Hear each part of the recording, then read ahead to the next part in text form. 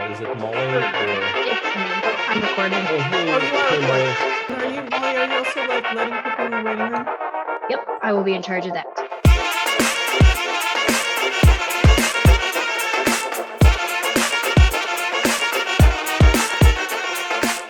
All right, we're gonna go ahead and get started. People might still be rolling in. Do you have that muted? Yes. Okay, I'm like hearing my own voice. Okay, welcome everyone to Balkan Circle. I know many of you, not all of you. So welcome to some of the new people, and of course, welcome to our speaker. My name is Mary Newberger, for people who don't know me, and I am a professor of history here at UT Austin, and also the director of the Center for Russian, East European, and Eurasian Study. And Kirill is my co-host. Thank you very much. For those that do not know me, for the new people, first of all, welcome to Balkan Circle. My name is Kirill Avramov, and I'm an assistant professor at the Department of Slavic and Eurasian Studies here at the University of UT Austin. And I'm very, very glad that it's Friday, and we're having fantastic topic to discuss, again, with a focus on the Balkans. So Mary, I would like to ask you to introduce our very interesting speaker today as usual. And I'm looking for a great discussion, which is in person and online. Okay, so yeah, it's my pleasure today to introduce our speaker.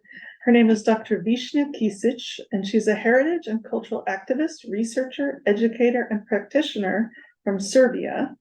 In her research, teaching, and practice, she explores entanglements between heritage, politics, social issues, and ecological relations. She's an assistant professor at the Faculty of Tourism, Sports, and Psychology at Novi Sad University, lecturer at the UNESCO Chair in Cultural Policy and Management at the University of Arts in Belgrade, with affiliations at the University of Hassan in Casablanca, and she's also been a visiting professor at the University of Lyon, as well as at the International Relations University in Beijing.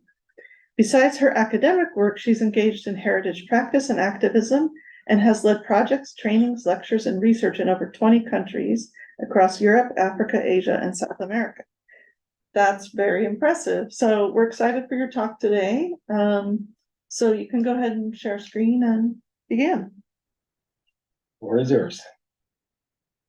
Thank you very much, Mary. And it's really a pleasure being here. It's a pleasure knowing about Balkan Circle and what you do. And I hope also that I will be joining as a listener and audience in the following talks. I just want to thank Dora for connecting me with these series of talks and recommending. So big thanks for that. So the topic I wanted to discuss today, it has a very kind of explicit title, and that is, can heritage that divides us reconcile us, actually? And I think it keeps being a burning issue, not only in the case of the Balkans and the situation in after the Yugoslav wars in the last 30 years. But we see that it's a burning issue in many other places in the world. And there's many responses towards that. My talk will be dealing explicitly with experiences of heritage-led reconciliation efforts in the context of post-Yugoslav wars. And we can discuss later on how these efforts have changed from context to context, how they have maybe advanced, because I think they did.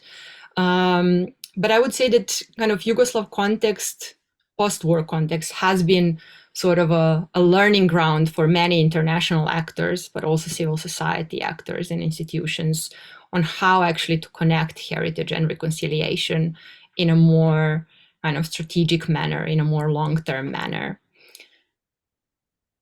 And to start with, I would just like to say a few words about how this research came in focus. It actually came as my interest in, heritage conflicts and heritage dissonances being born during Yugoslavia, experiencing the wars and its impacts, and then becoming a heritage professional. This was something that I was puzzled by and interested in from the very kind of university studies, and then from my work as kind of within the civil society sector in the Balkans after I finished my studies. So a lot of it is actually collected in this book, which is also available online for free. And I will share the link at the end of the presentation, but it's basically about governing heritage dissonance. And it's a bit more theoretical work than what I want to present to us today and talk about today. But basically the context that we should just briefly understand to be on the same page is the context after the wars in Yugoslavia, taking place from 1991 all the way to 2001, with the war in Kosovo and NATO bombing of Serbia being the last one.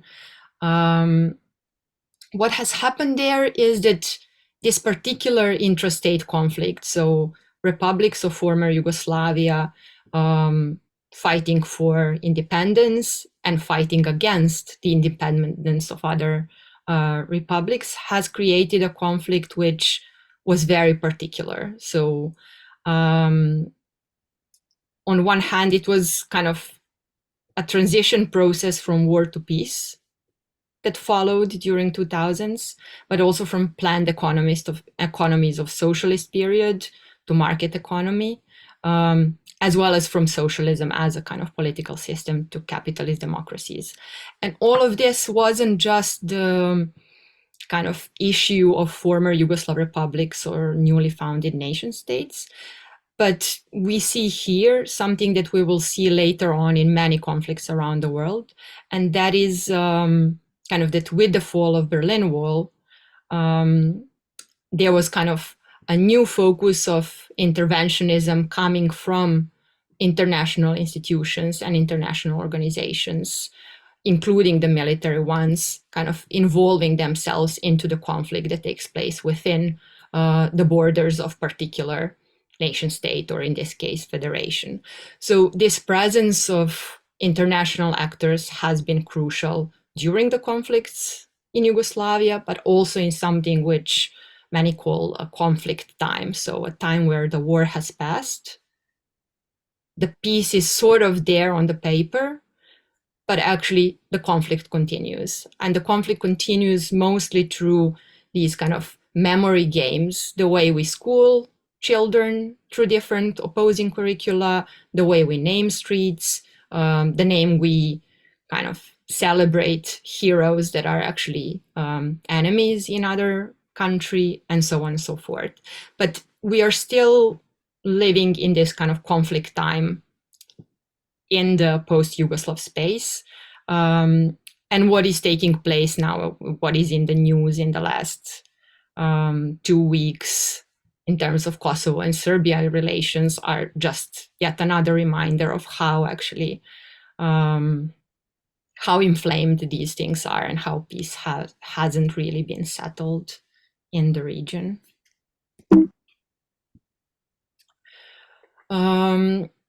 This was also a conflict in which heritage has played quite a particular role. So we know that after the Second World War, there's a series of international conventions making it a crime to target cultural heritage and cultural monuments during the armed conflicts.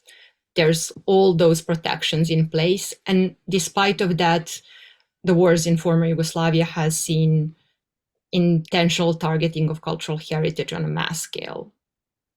Not just because there was a military placed somewhere, but exactly because it was a strategic decision to destroy the markers of identity of another group, which was seemed kind of, or titled as the enemy, together with mass exodus of people, with mass killings and so on. So we talk here about very particular and intentional attempts for memoricide, along with ethnic cleansing and ethnic cleansing attempts, in which particularly numerous mosques have been targeted, but also Orthodox churches and Catholic churches, burned to ground, desecrated, and so on. And you see here, just in Bosnia, almost 3,000 architectural heritage properties have been damaged, but many of which were destroyed or burned down fully and completely. And it usually went hand in hand with expelling of populations from that particular space. What was particularly targeted is heritage of common Yugoslav past, and we will see many memorials of anti-fascist kind of Yugoslav struggle were a target of destruction, but also this heritage that could be tackled or tagged as belonging to a particular ethnic community. And this is why religious heritage has been particularly affected. But basically, we see not only that heritage has been targeted intentionally in the wars, but also if you were to analyze the rhetoric of key politicians, but also cultural elites that were fueling the conflict, you could see that there was many kind of attempts to go back to historic injustices, what has happened during the Second World War to each of the ethnic communities, how victimization played out in fostering kind of attacks and conflict on another ethnic community. So heritage and history and memory have been really used to fuel the conflicts. They weren't innocent players in this case. And we, of course, see the similar thing going on in other conflicts across the world today. After the wars have ended, we see two sort of different memory logics, opposing memory logics that try to work basically hand in hand. One is this kind of very state formal dominant national heritage agenda, supported by the ministries of culture, usually supported also by other ministries, cultural institutions, and so on. And that is this attempt to revive the ethno-national heritage canons. So basically to go back to pre-Yugoslav heroes, to go back to key events and heritages that would focus attention on how long and how grandiose certain nation state was before the common Yugoslav past. And this sort of canon has been supported by public heritage institutions. Of course, not all of them, but there were some that played quite a prominent role, as well as national and local governments. And then hand in hand with that, there was this international involvement.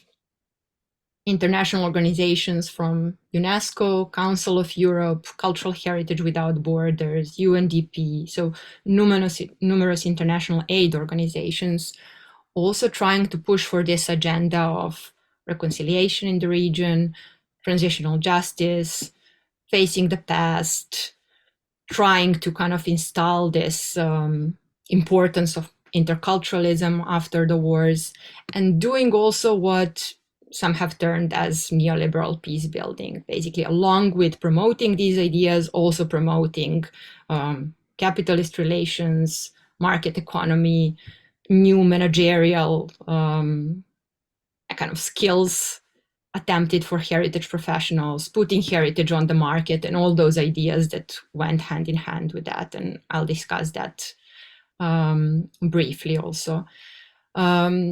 This was also seen as an opportunity for newly formed NGOs. So there was a whole kind of civil society sector being built parallel with these national efforts, and usually being supported through international funding and kind of international aid. So you have these two logics, kind of a state logic that once states go to Brussels, they all talk about reconciliation, but basically once they are kind of in their own countries, there is this very clear ethno-national agenda. And on the other hand, you have this kind of long-term attempts or projects by international actors. How this national heritage agenda, this ethno-national looks like. So basically in place of this supranational Yugoslav identity, you have ethno-national pasts being in focus. So in Serbia, going back to kind of pre-Yugoslav kings, medieval kings and kingdoms, naming of the streets. For example, here you see that kind of Boulevard of Revolution has become the Boulevard of King Alexander, but that has happened to every single street in the region.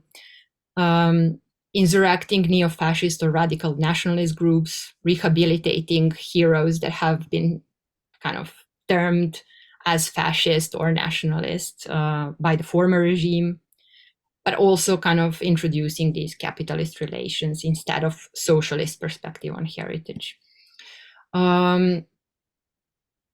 That ethno-national agenda in some countries, especially in Croatia, meant heavy destruction of Yugoslav anti-fascist monuments, both supported by the state, but also different clandestine groups.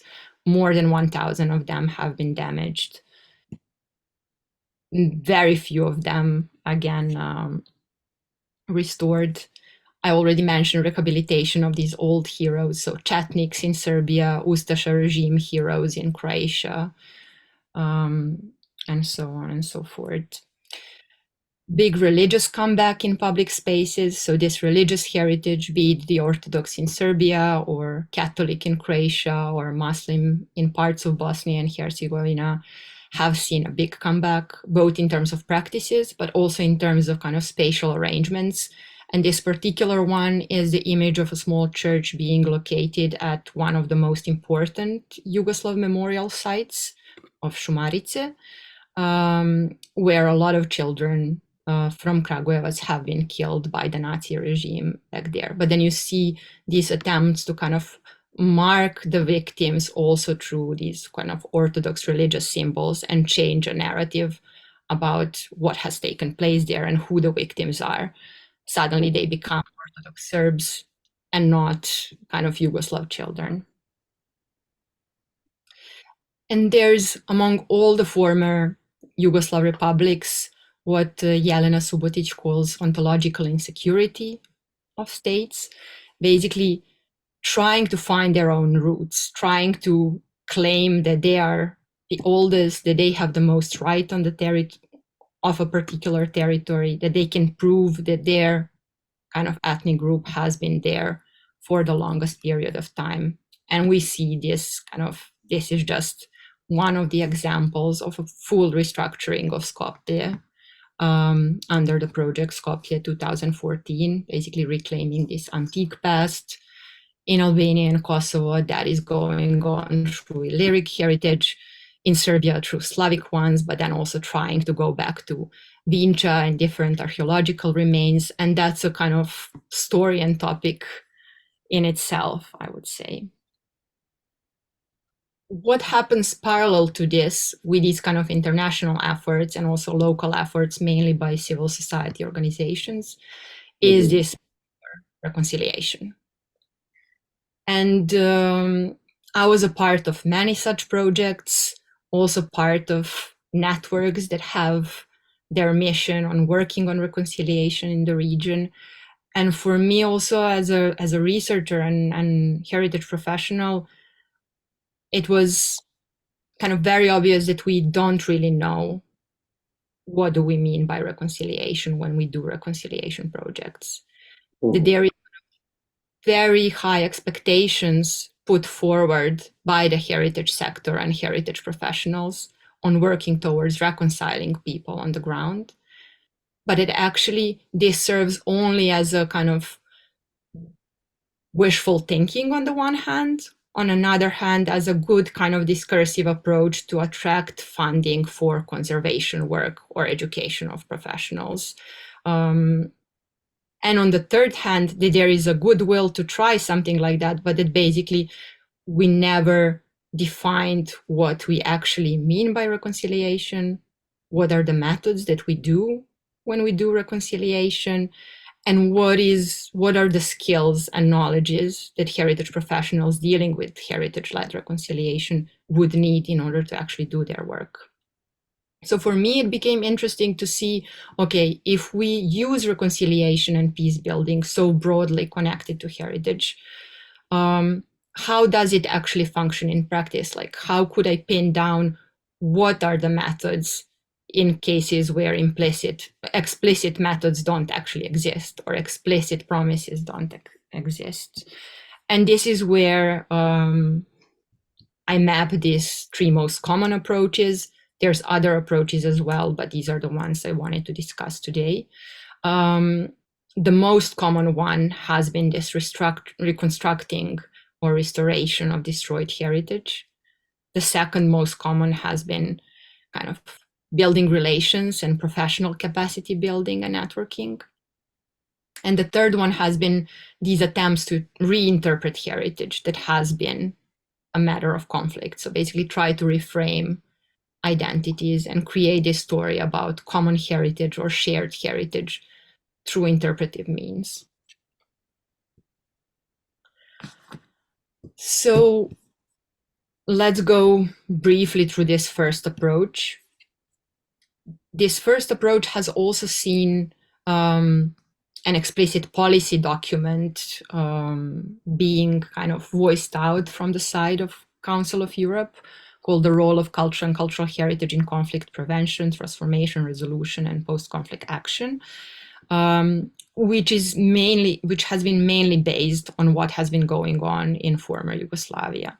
But here you see some of the key ideas. One being that reconstruction and preservation of the cultural and built environment can influence the reconstruction of social and cultural relations before the conflict. So basically, if there is a link between restoring particular heritage site and also restoring social and cultural relations before the conflict. That's quite a high expectation and big promise to have from a particular heritage site.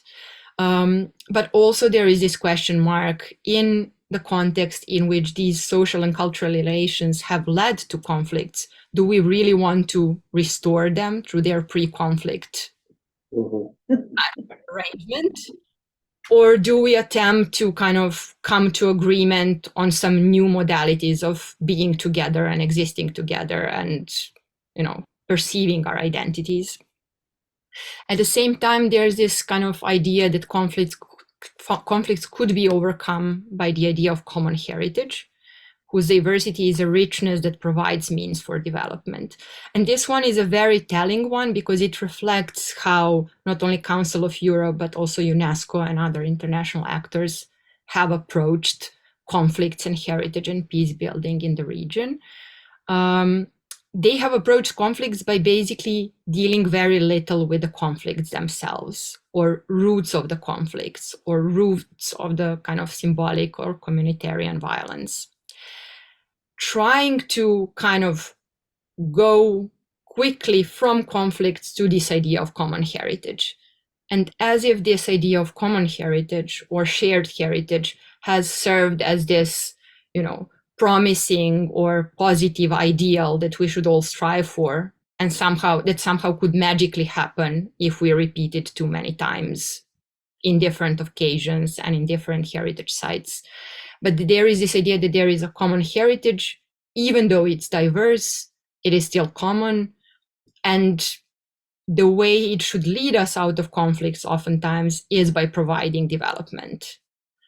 So as we will see, especially in the professional development methods, a lot of skills have been there to push for heritage and development agenda, kind of putting heritage on the market, enabling sociocultural development of local communities, doing tourism through heritage and so on and so forth, while not actively dealing with addressing the conflicts that have led to destructions. And this is probably one of the most iconic both heritage sites that have been destroyed. And there's kind of, in the interviews I have been doing, people have been telling about how they cried, like Croats that have cried hearing about what Croatian army has done to the bridge, many people who were referring to the bridge as a person.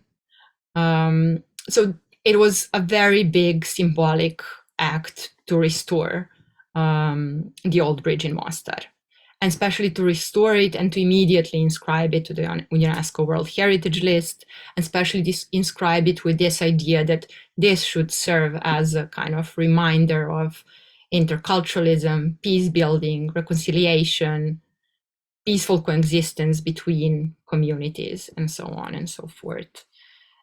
And I have put here just some of the speeches that were there at the inaugural opening of the reconstructed Mostar Bridge. But you see here how many of them, like the structure proves that hope triumphs over barbarism, and putting the bridge and its surroundings back together provides an extraordinary opportunity for reconciliation among the people of Bosnia and Herzegovina. Or clashes and divisions are behind us forever. Or this is a major symbol of reconciliation between Muslims and Croats.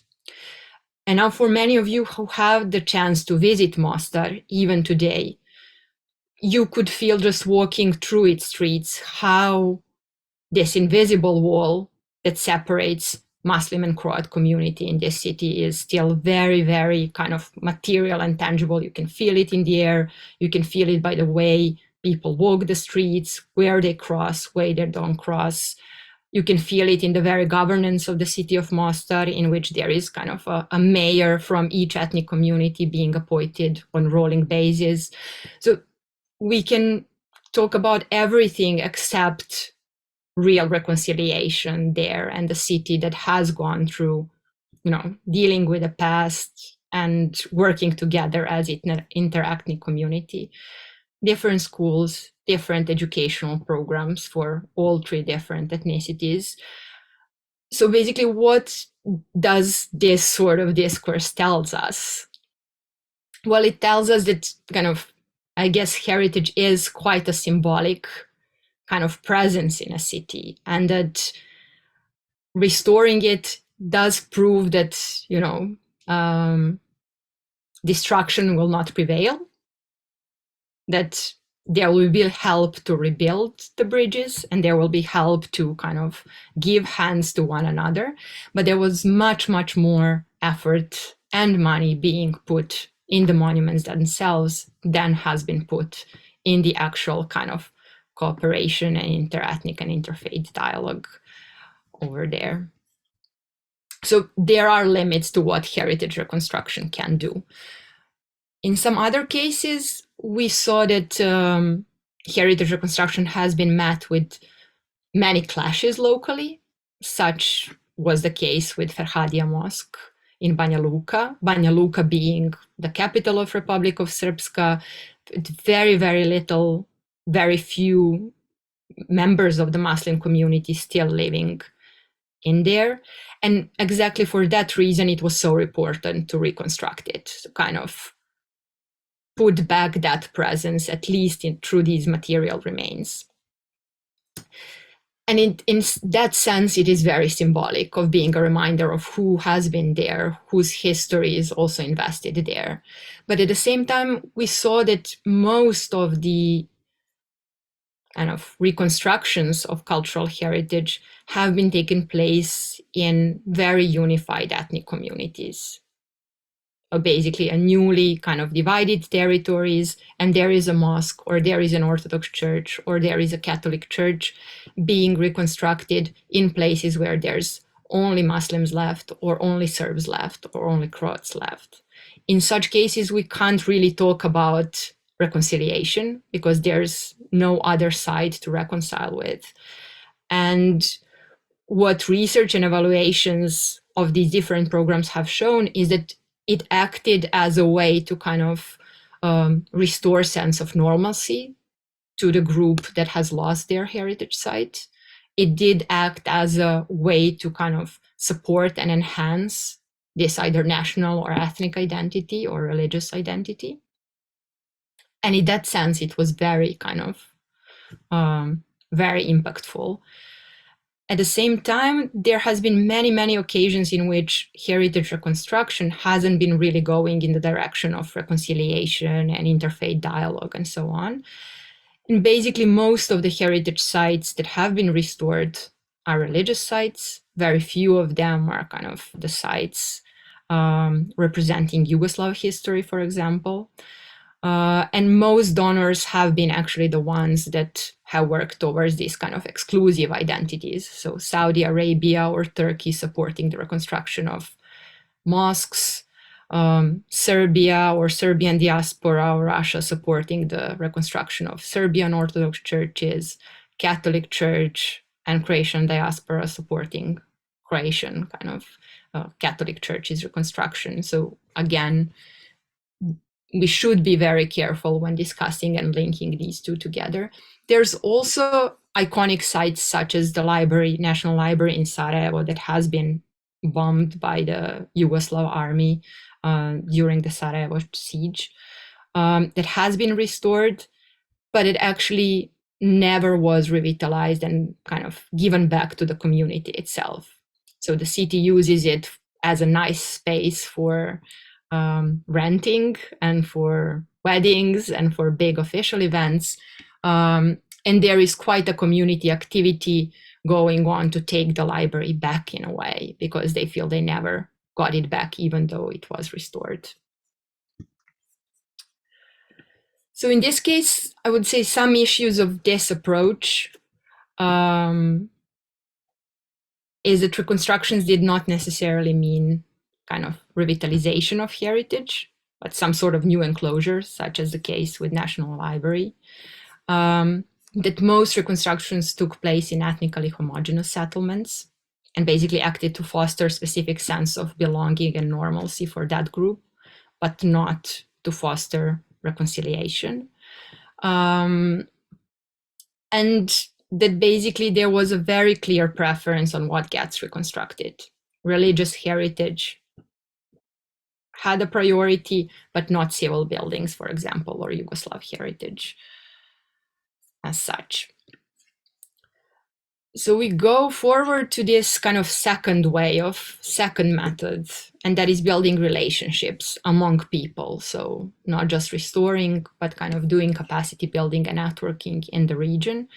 And the idea behind these efforts were that actually if people have a chance to meet, get to know each other in person, and work on something that is related to their common professional identity, there are bigger chances that they will cooperate in the future. There are bigger chances that they will not nurture prejudice towards each other. And there are bigger chances that they would be the ones who are going to address these issues of reconciliation within their own institutions or communities. And there were different modalities of these. I'm just kind of here sharing several of the initiatives that I think were quite impactful. One of them was Cultural Heritage Without Borders, which is a Swedish NGO founded particularly during the wars in Yugoslavia and particularly to help restore cultural heritage there. They have started with restoration efforts, so the first method I was discussing, but then soon after they started it, they started experimenting with having kind of conservators and restorers from architects from different backgrounds, so Serbs, Croats, Muslims, and so on, working on the same monument reconstruction. And for them, that was a mean to kind of connect professionals to be working on a particular site. They then started organizing these restoration camps, which were targeted particularly at young heritage professionals, so students of architecture, heritage, sociology, and so on from the whole region.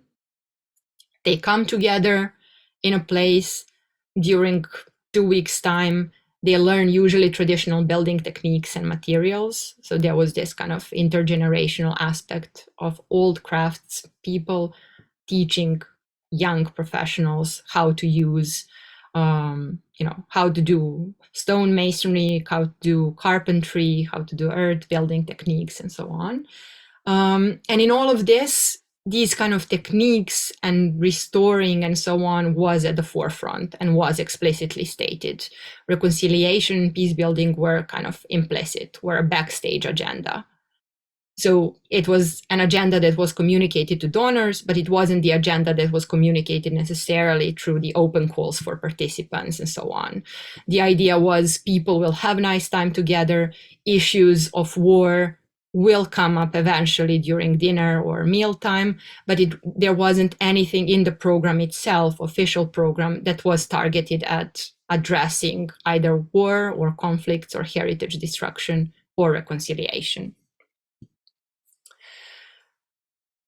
this was a bit more official kind of program, intended really for the ministries of culture and national institutions in all former Yugoslav republics plus Albania. Council of Europe Ljublana Process, called Rehabilitating Our Common Heritage, that lasted for more than 10 years. And basically was this interstate cooperation with quite a significant funding, but also cooperation that has brought this new heritage discourse. So both this idea of common heritage, of heritage rehabilitation, instead of just going and conserving a site and then leaving it, about heritage management, about value assessment. So basically bringing new professional methods and trainings and then exercising them on particular sites. Again, there was nothing that was kind of explicitly targeting skills and issues of post-war reconciliation.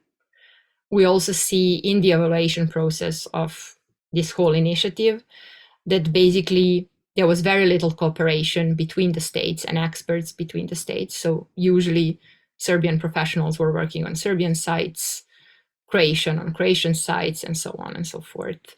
But there was a lot of new kind of training and capacity building going on. Then there's several networks that have been founded, and one of them is this Balkan Museum Network, which explicitly had in their mission reconciliation and peace building. So basically, this idea to advance the principles of peace and reconciliation using the Balkans' common heritage. And again, we see this idea of common heritage more present than any attempt to kind of discuss disagreements or dissonances or conflicting grounds. But they also offered joint professional trainings, annual conferences. There have been attempts of joint exhibitions, and there have been kind of professional cooperation going on, especially in the field of kind of accessibility of museums, new interpretation methods, new communication technologies, and so on. And if I would sum up what these methods have brought, they were a really good way to push forward these new agendas and new discourses on heritage. So people-centered approach, more market-oriented approach, heritage as a means for development, and so on and so forth. Most training was in either heritage restoration, management, marketing, and so on. Very little training was on conflict resolution, for example, interpretation, negotiations, and so on. It was quite easy to work with this group of people. They were oftentimes those who had contacts already, or at least, were not on the most radical spectrum of conflicts. So in their kind of own background, they were the ones really suitable for fostering cooperation. And there have been really extensive networks of cooperation created through this. So common projects, many new friendships, and in that sense, you get the ambassadors for other countries. And this idea of, some people, some professionals who will not nurture prejudice towards neighboring countries, it worked in that sense. Conflicts and reconciliation were always at the backstage of actions, not a topic explicitly addressed, even though they were an explicitly addressed agenda and argument when applying for funds. And then when we talk about this kind of third method of reinterpreting heritage, it did seem that this one would have the most chances to address both the conflicts, but also offer some new narratives and new kind of identity understandings. And I want to share just several attempts with very different focus. So one of the first exhibitions of this kind of interstate cooperation was happening within Balkan Museum Network. And you see this title, Life and Love, 1+1, like very positive, very apolitical in a sense. The whole framework was like that as well. Life and love were the topic. 11 museums in the region were having their own exhibitions, but were happening at the same time, and it was communicated that they are happening at the same time. So there was no kind of exchange of objects or working together on a curatorial project. It was a very shy kind of first step to do something together. Also with a topic that will not bother anyone, but was a good way to kind of, for them to be in contact with each other and to have a feeling that they are working on a common project. And then you had more kind of serious attempts with kind of much more funding, more institutional actors being involved. And one of those is this kind of transnational nomination to the World Heritage List of medieval tombstones called stečeks, who cover most of the Bosnian and Herzegovinian territory, but also parts of Serbia and Croatia and Montenegro. And this whole kind of endeavor probably deserves kind of another talk, another focus, but they have been successful in this. And stečeks are on the World Heritage List since 2016. The process has been really interesting because stečeks have been the object of these dissonant interpretations. So countries arguing about who do they belong, who was buried under them, and so on. And interestingly, they succeeded to kind of find a way to have a common narrative that will not bother anyone, but will also not address these kind of dissonances and conflicting interpretations. And this is something, kind of an issue with which they are still dealing. There is a transnational management board at the moment, and this kind of UNESCO support for the whole project has been crucial to kind of make actors work together and come up with this common narrative. A similar approach by UNESCO, but just not through a kind of legal mechanism such as World Heritage, has been an effort to interpret 19th century in the Balkans. Again, very interesting project, because their kind of hypothesis was that if we are to gather historic museums from the region, and if they are to work together on restructuring these very nationalistic and opposing narratives about the birth of nation states, basically, then there is much more chance of having this common regional identity and kind of understanding at least of what the disputes are about. And again, here we see, I was researching extensively this exhibition and this effort together with stečeks, but it was interesting to see also how heritage professionals have been, on one hand, very willing to address conflicts, and those were in minority. So those who wanted to make these kind of opposing interpretations of the past visible to the audiences and basically make them look critically on history and museums and heritage making process. But majority of them really didn't want to have anything with that. So they wanted either to talk about these very kind of ethnographic common grounds, such as we all drink coffee in the Balkans or share the same songs, or they were striving to create one common narrative that is going to exclude all the kind of difficult parts and, you know, settle on the lowest possible consensus about what can we agree about the history of the 19th century in the Balkans. This is how the exhibition looked like in the end, with very many kind of diplomatic tensions and protests from the audiences, especially in Greece and Macedonia and so on.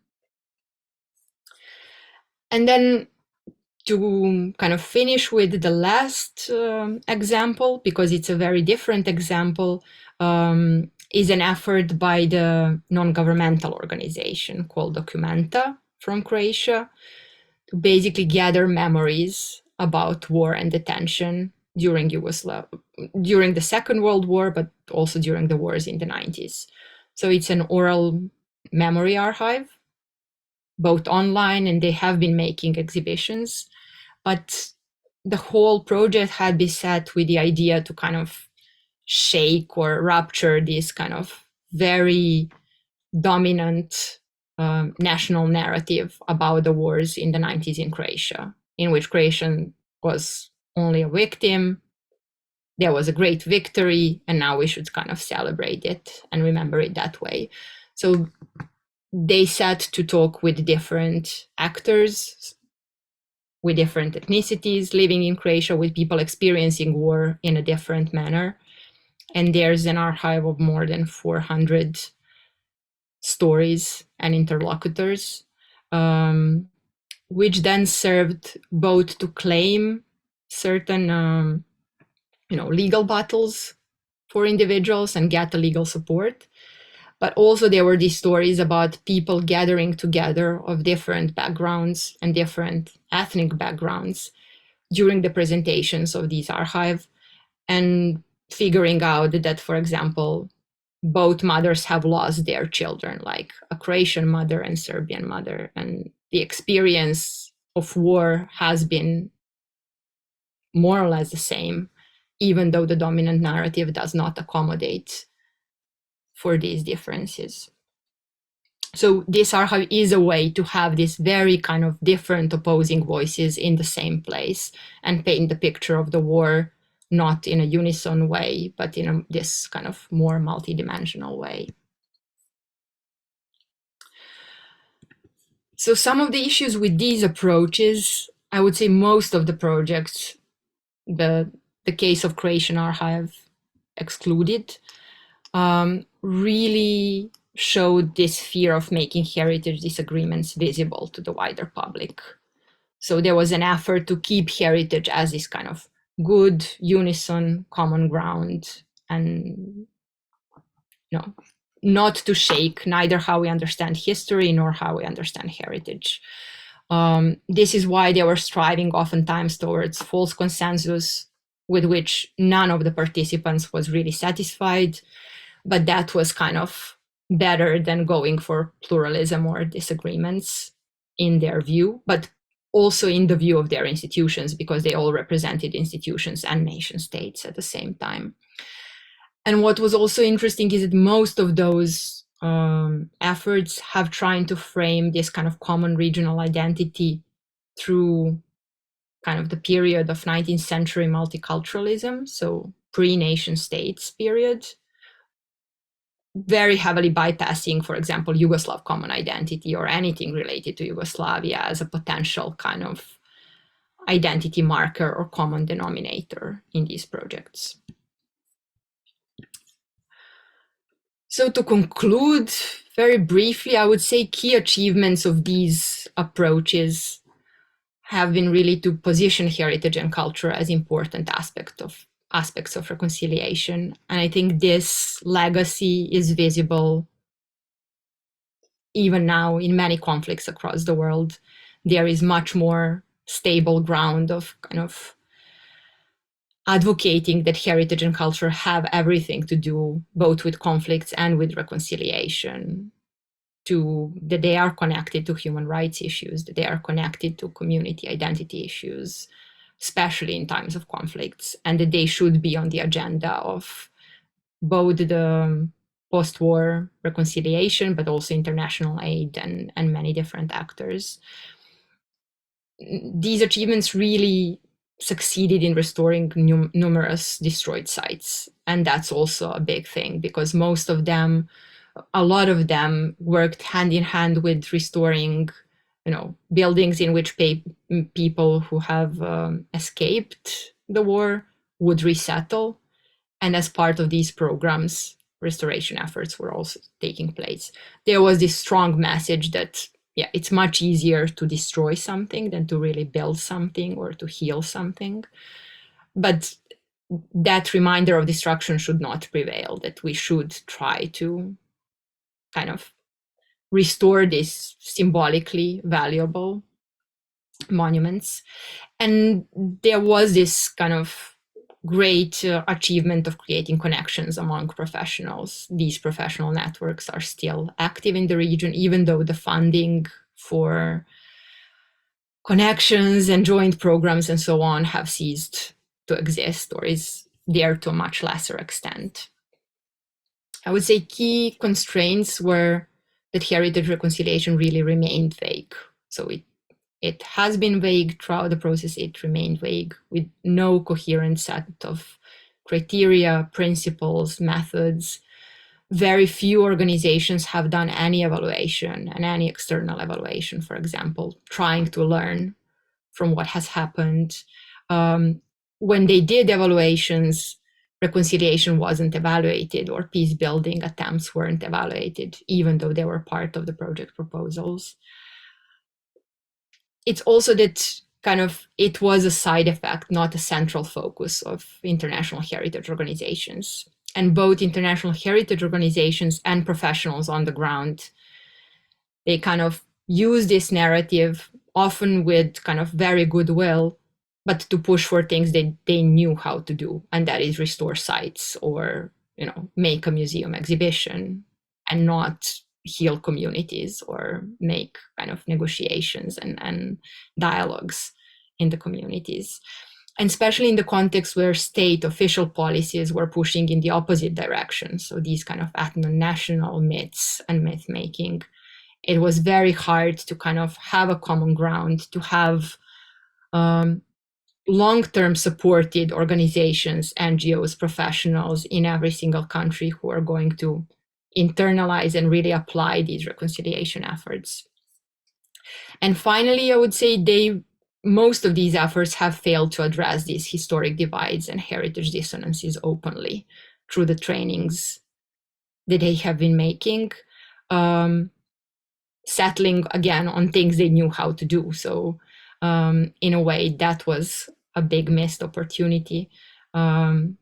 Most of them treated heritage as this kind of apolitical good thing, that it's good if anything gets restored, that it's good if we create a common exhibition and so on, and tried to avoid any possible conflicts that might arise along the way.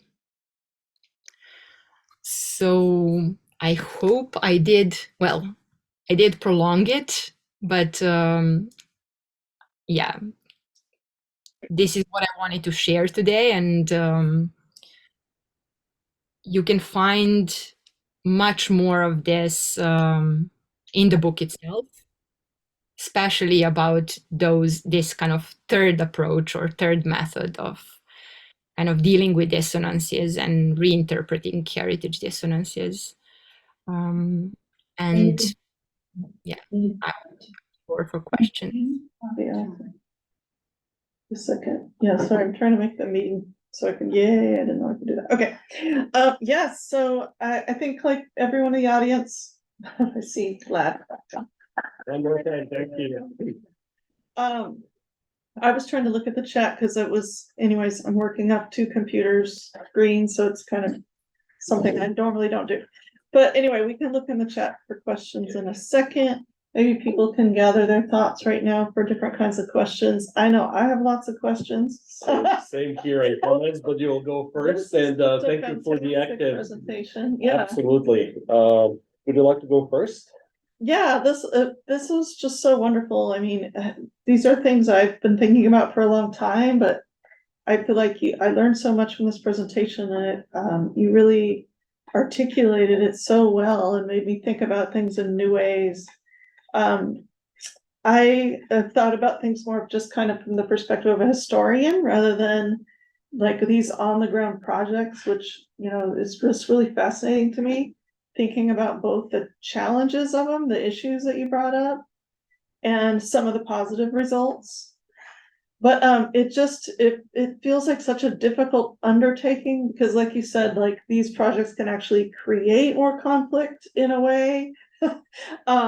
You know, in some cases, or they're happening already in these siloed ethnic communities where it's not having any kind of reconciliation effect.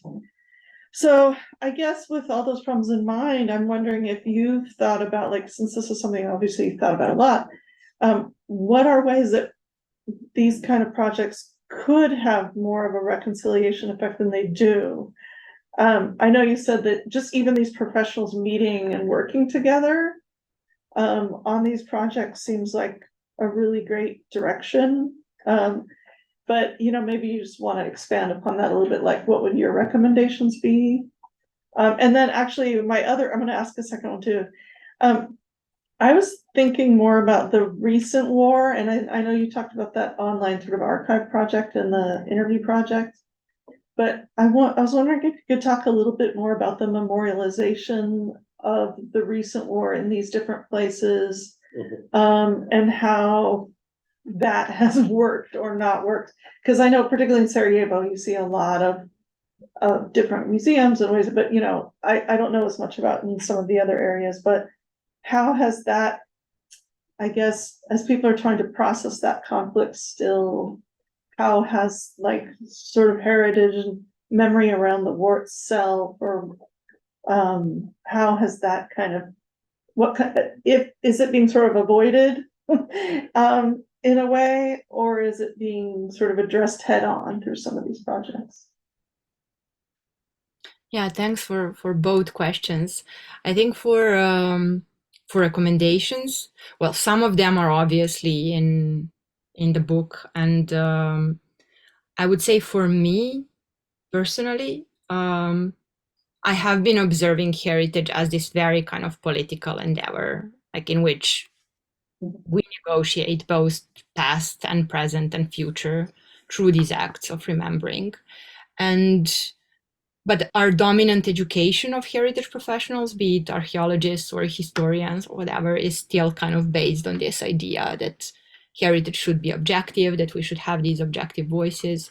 And then when kind of one objective meets another objective of someone who is trained in a totally different opposing discourse, this is where kind of clashes happen. So for me, having this kind of critical heritage education as a part of curricula, but also working with history and heritage from very early on in schools as,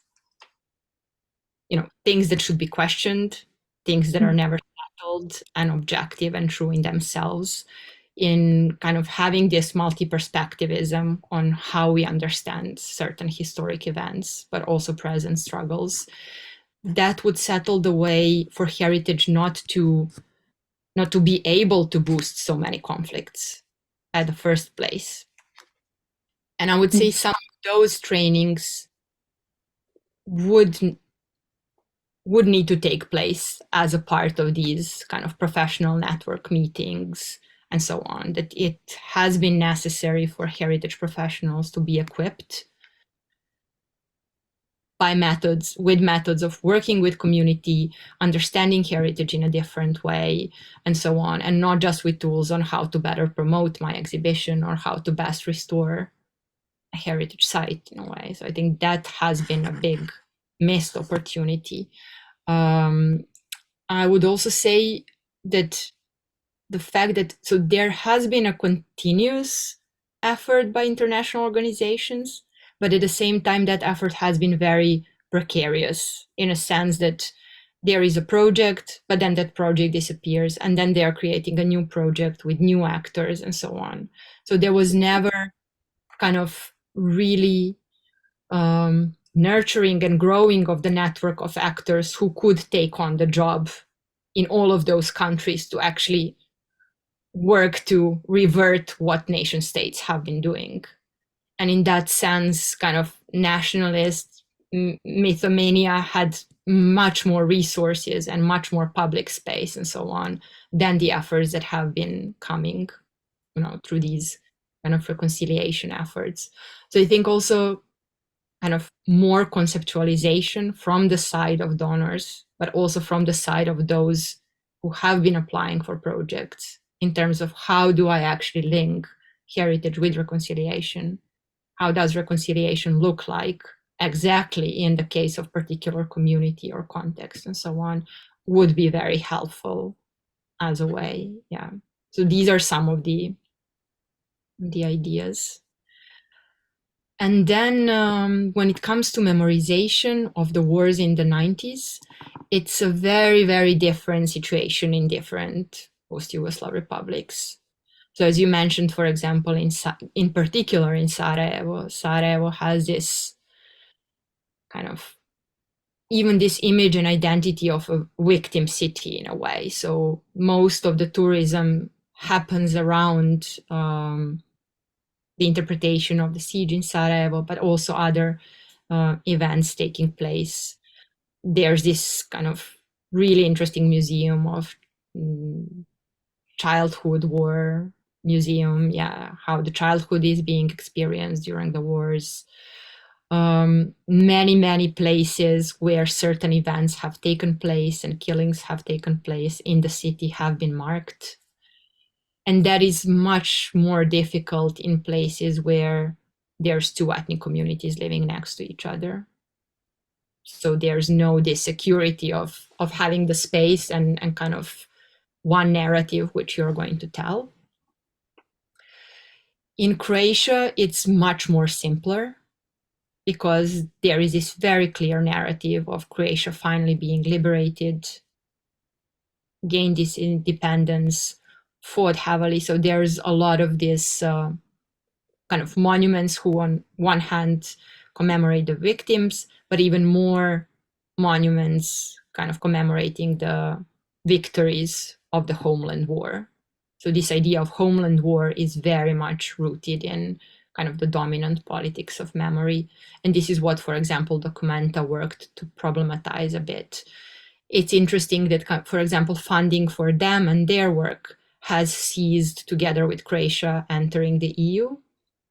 And basically suddenly all the work on regional reconciliation among these kind of human rights groups that had their place in Croatia, they were like, okay, you're done with reconciliation, you join the EU, now you leave all those other countries to deal with that.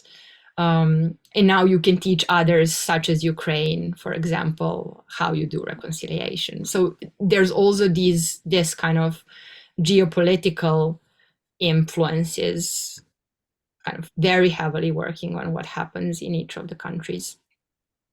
And then with Serbia, it's quite problematic because I think Serbia never really grasped what has happened, like neither its role as a kind of leading Yugoslav country, leading Yugoslav republic in deciding what the Yugoslav army is doing, nor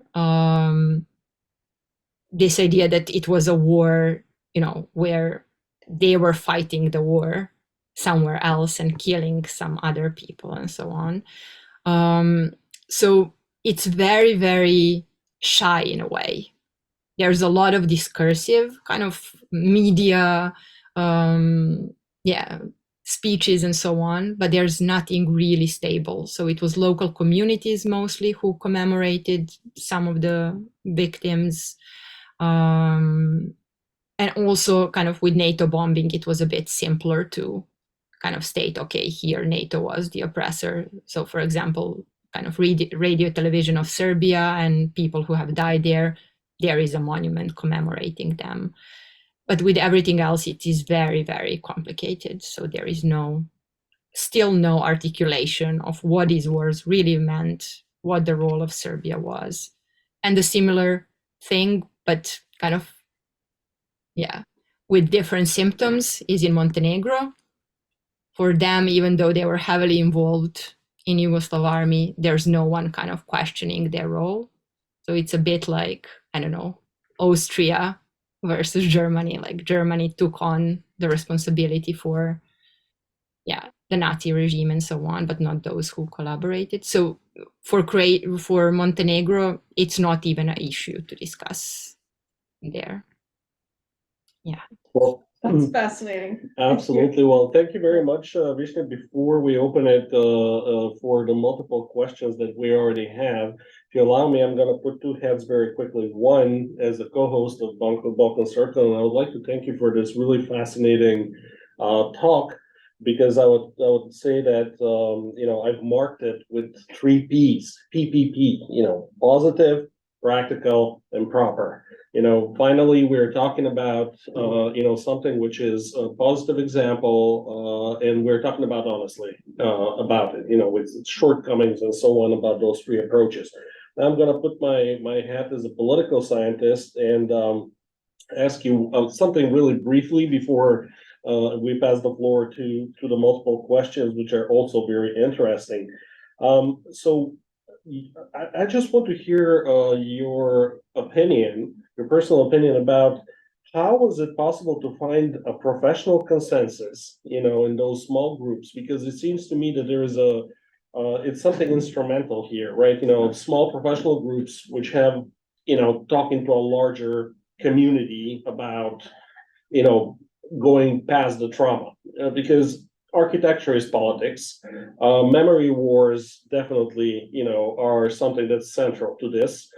As we speak, I'm looking at Christiane on the other side of the screen, and in Sofia, people are up in arms, whether, the Soviet Army monument should be moved or should be kept, as it's been all throughout the region.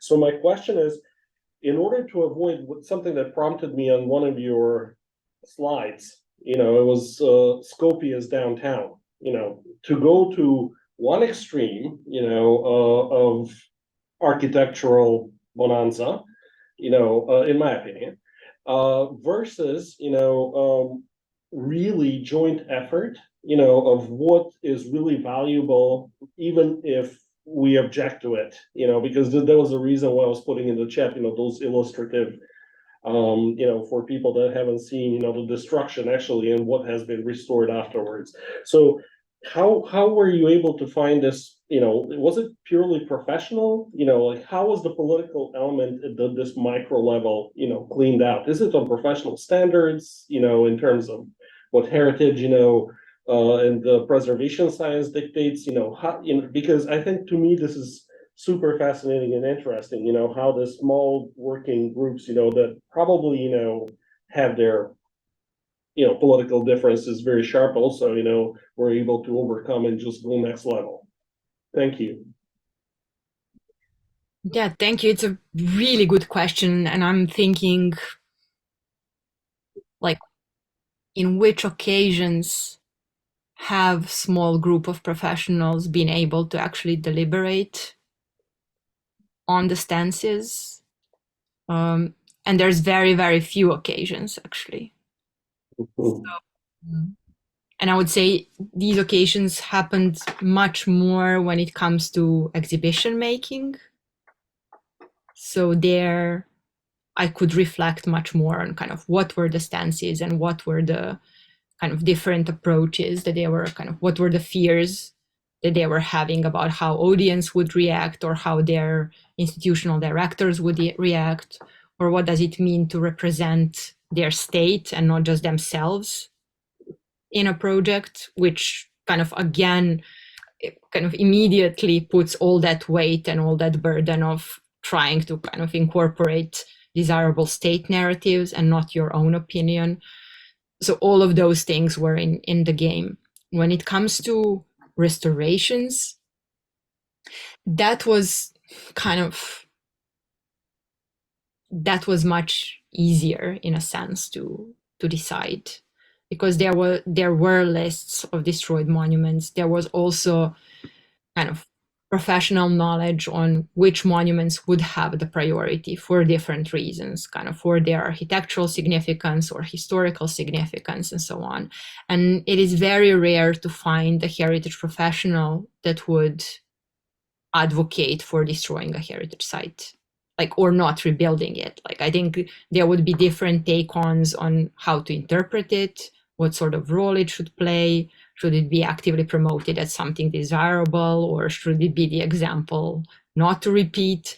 But yeah, the kind of calls for destroying a monument or site or not restoring it would rarely come from a heritage professional as such. And I think in terms of restorations, they were looking where they can find money and how kind of donor agenda matches with what they wanted to do and so on. And yeah. Thank you, Višnja. I think Vlad Bronya has a question that was in the chat, but Vlad, do you want to just ask it? Hi. Sure, I can ask it. So, yeah, thank you again for this really interesting talk. So I guess it's a two-part question. One is, so have heritage professionals in the region, have they try to find historical alternatives, especially those used in socialist Yugoslavia, to these new kinds of paradigms, both nationalist and neoliberal, around this concept of reconciliation. And I guess the second part of that question would be, I find the very framing of heritage as reconciliation very problematic. It's sort of this multicultural, neoliberal, depoliticized language. And what would happen if, that kind of language was replaced with terms such as solidarity? So because it was solidarity in many ways that was destroyed by ethno-nationalist violence during the Yugoslav wars. And it's a way to kind of keep this destruction of grounds for solidarity, I think, prepared the way for sort of these ethno-nationalist ruling elites. So have there been attempts to kind of challenge that language? And how willing are heritage professionals to kind of, offer these kind of critiques? Because it seems to me that, this kind of heritage management is part of larger kind of international conflict management in the Balkans that, has these neo-colonial undertones. Thank you a lot for the question. I couldn't focus that much on this whole arrangement, but the way I read it is exactly this kind of neo-colonial, kind of new interventionist effort to be present in the Balkans, basically restructure its economy, create classes again, and it's very visible kind of what the war has done. So there's still dominantly this interpretation of kind of ethnic conflict taking place, but actually once you observe kind of the economic and social structures and so on, you would also aim for very different interpretations of kind of neo-colonial capitalist insurrections in a place that was trying to build a radically different politics, kind of both from the oppressive communism and from capitalist sort of options. And in that sense, I would say it's really fascinating how these issues of socialist Yugoslavia and heritage of socialist Yugoslavia have started being brought up only in the recent few years, so 6-7 years, and also in the period when kind of the funding for post-war reconciliation ceased to exist. So I would say it was more kind of self-grown efforts of different NGOs, but also artistic collectives and some heritage professionals to look at Yugoslav heritage, be it the memorials, like anti-fascist memorials, be it the kind of non-aligned movement, which is another big topic, and people are working on kind of the history of the movement, its current kind of things, trying to establish cooperations along these lines. And also one more thing, which is kind of this self-organization and social property in a way. So in these more kind of Marxist terms and political terms. And each of the three have their own kind of advocates, and more people, especially of my generation, kind of interested in digging for that heritage and in kind of making that heritage visible. Museum of Yugoslavia is hugely popular institution, again with a group of young curators kind of leading the way, but many collaborators as well. Museum of African Art, which is in Belgrade, again very telling about this kind of non-aligned movement and the connection between Yugoslavia and African countries, which was not rooted in colonial relations, is also part of kind of many research and actions and so on. And in that sense, I would say that kind of it is something that is usually not supported by international funding, but it happens. And sometimes it does happen through, I don't know, Creative Europe or this or that, but it's never, they win the projects because they also use, I don't know, some new technology or something else is the reason for doing it. So I feel kind of Yugoslavia is still a taboo, especially in kind of EU cooperations. It's becoming less of a taboo here locally.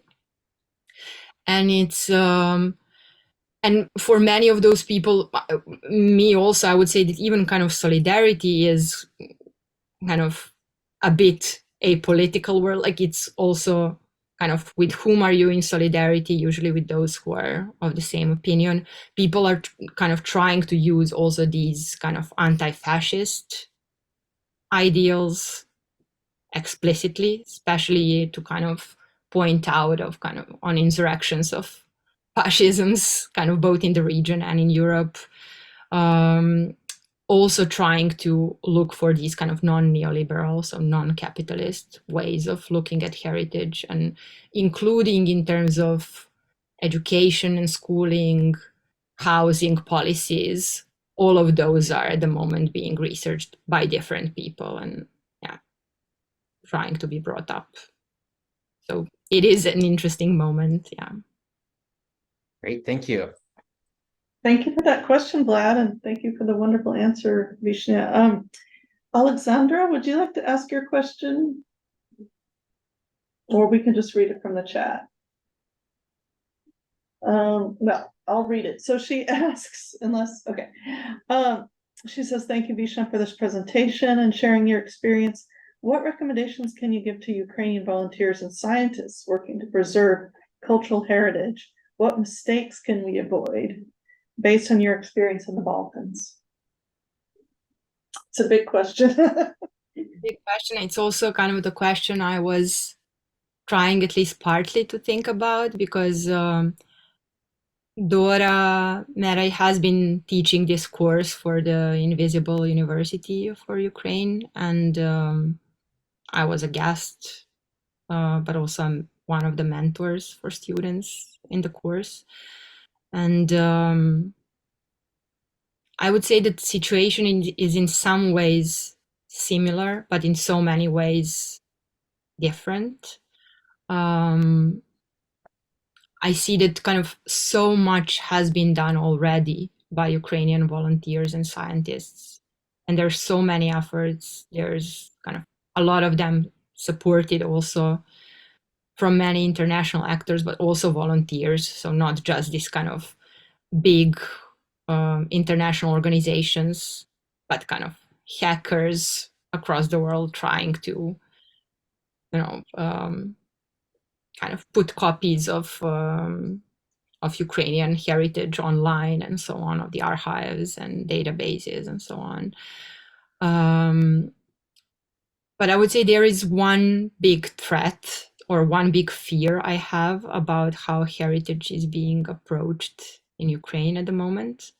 And I think partly it's very expected.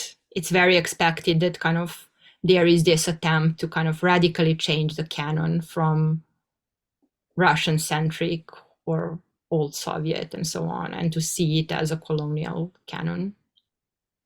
On the other hand, and I think these revisions, kind of these critical reassessments should be made. It's kind of perfectly fine that they are made.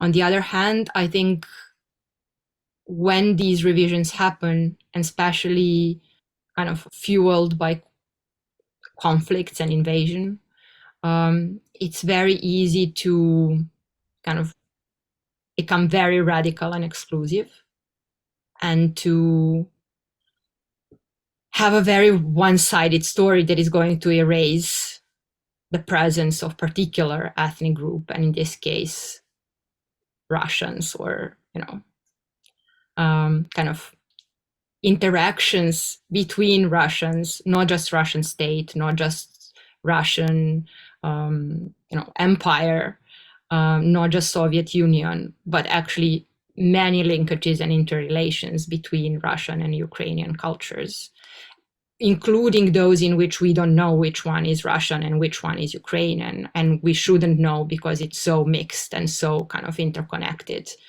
And I think every time when we do revisions, it's really important that we kind of try to be open, even though it's very hard to be open in the situation when someone is invading your country, but kind of to leave the space for all those voices and all those layers of heritage that have been there, and to allow, by leaving that open, to allow also futures that are in which relations are healed, in which interconnections exist, in which these kind of Višnja, link. thank you. Sorry, I didn't want to cut you through. As we're approaching and nearing time, first of all, I'd like to apologize to Dora. Dora, because I've talked so much, with my comments, I've probably eaten a little bit of your time, for a question. We do have Višnja. I know that we've been bombarding you, but that tells you how important, your work is. We do have someone here in the audience who wants also to pose a question. Please do so. And this will be our last question. Yeah, Okay. this is the last one. Well, this question rides on Vlad's to some extent, but I just wanted to make an observation. I do a little work in anthropology of development, and it's really interesting that NGOs who are working in development, trying to address underdevelopment, it's usually the political, the existing political economic system that is off limits to critique and adjustment, because it's, they're the elites.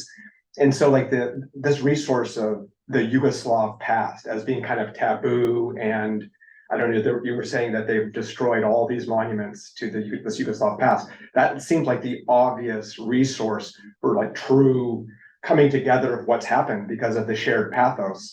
And to put my Karl Marx hat on, I mean, the war was so much manipulated by elites seeking personal gain and various client-patron relationships. Like if there was going to be reconciliation, it would seem it would be in this kind of, it would be an experiential reconciliation rather than a heritage reconciliation, as everyone who went through this. And a lot talking about solidarity, that would be the flip side of this, about how that was ruined. And peaceful communities were ripped apart on these kind of religious, ethno-national, linguistic cleavages that were latent, but then excited and manipulated into becoming bloody and violent. And I don't know, I thought it was that's just really interesting that here again, there's this attempt of working through a problem where the elephant in the room cannot be seen or felt. Sorry. Thank you. I just don't know whether I saw that, Dora, you had a hand raised. Yes. Dora, do you want to ask your question? It's just a very brief comment, and I think it resonates well to this elephant, that you have this term dissonance in the title of your book, and for me this was something really like a revelation when I first heard you or read your book, that like to understand that heritage is always dissonant, and there is no, so it's an illusion to expect that we will be happy once we acknowledge multiple perspectives, or once we have our own perspective dominating or winning, because it's just like that. So the dissonance is always there. So for me, this was one of the main messages also for working with heritage within the Ukrainian conflict, that once we acknowledge this, there is a good way to move on or to move forward. Yeah, and I guess Yeah. just to close, oh, sorry, did you want to comment on that? Go ahead, please. Yeah, thanks for underlining this. I think I omitted to underline how important that is, but also because I guess I'm too much in that thinking. So thanks for putting it much better than I did. And also one more comment on the previous comment. For me, it's really hopeful to see how, for example, in Kosovo, Serbs and Albanians are getting together to fight against a mini hydroelectric pumps on their common river, for example. And these are despite all the news that we are reading about hatred and this and that, people kind of living in villages one next to another, and their future being threatened by new development, they are getting together to fight for the same cause. And these sort of common futures and how we imagine them are, I think, big thing to discuss also when doing heritage projects. Yeah. Well, I think that was a wonderful way to end this session. I just, as a historian, I love this topic. I feel like history always matters, but you've also made your work relevant, I think, to so many people across many disciplines. So I'm happy that we recorded this session and we'll make it available on our YouTube channel. But it's a wonderful talk. Thank you so much. Thank you. Fantastic. So much for amazing questions. I didn't know what to expect from the audience, and I was asking Mary, like, ask questions or it's going to be silent. So it was really, yeah, for me, interesting and kind of mind puzzling to answer all these questions. So thank you very much. And also, we would like to thank, here, for the people that are, late into the night and, on the other side of the pond and elsewhere, for coming on Fridays. Please consider coming for the incoming sessions. We're looking forward for, as audience, to discuss, culture, history, and the next presentations, which concern some of the topics that Višnja today, put so forward. You should not be worried. It was way too interesting. We hope we had another hour, for a talk like this. So thank you. Hvala, благодаря. Teşekkür. Köszönjük szépen.